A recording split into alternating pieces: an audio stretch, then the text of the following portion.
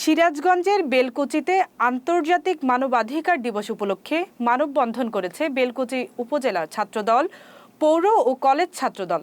10 December মঙ্গলবার সকালে বেলকুচি সরকারি কলেজ গেট সংলগ্ন পাকা রাস্তায় এই মানববন্ধন পালিত হয়।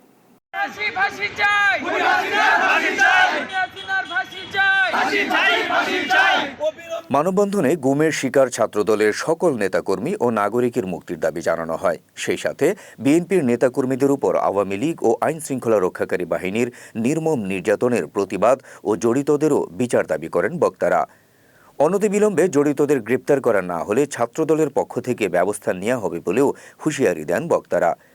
বেলকুচি উপজেলা ছাত্রদলের সদস্য সচিব রিজন আহমেদ বিজয়ের সভাপতিত্বে এতে বক্তব্য রাখেন বেলকুচি উপজেলা ছাত্রদলের সিনিয়র যুগ্ম আহ্বায়ক এস.এম. রানা, পৌর ছাত্রদলের সদস্য সচিব রাশেদুজ্জামান রাব্বি, কলেজ ছাত্রদল নেতা রোমান আহমেদ, সিরাজগঞ্জ জেলা ছাত্রদলের সাধারণ সম্পাদক সাব্বির হোসেন, পৌর ছাত্রদল নেতা শাওন রেজা, ভাঙাবাড়ি ইউনিয়ন ছাত্রদলের আহ্বায়ক মনিরুল ইসলাম সহ আরও অনেকে। এ সময় উপজেলা ও পৌর বিএনপির অঙ্গ সংগঠনের বিভিন্ন পর্যায়ের নেতৃবৃন্দ উপস্থিত ছিলেন।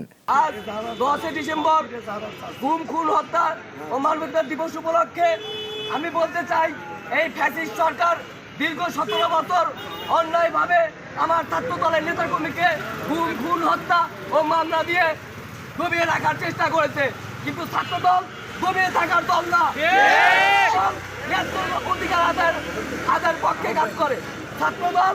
আপনারা দেখেছেন এই আগামীতে অভিজ্ঞতাতে ছাত্রলীগ যে সন্ত্রাসী কর্মকাণ্ড করেছে, মানুষ হত্যা করেছে, আমার ভাই 14 আন্দোলনে মাকুম বিল্লাহ সহ লিয়াকুত সহ এবং 24 সালে সিয়ান্তিবাদ সহ যেসব ব্যক্তিকে হত্যা করেছে, অতি বিলম্বে তাদের যদি হত্যার বিচার না করা হয়, যদি গ্রেপ্তার না করা হয়, আমরা থানাও ঘেরা দেব।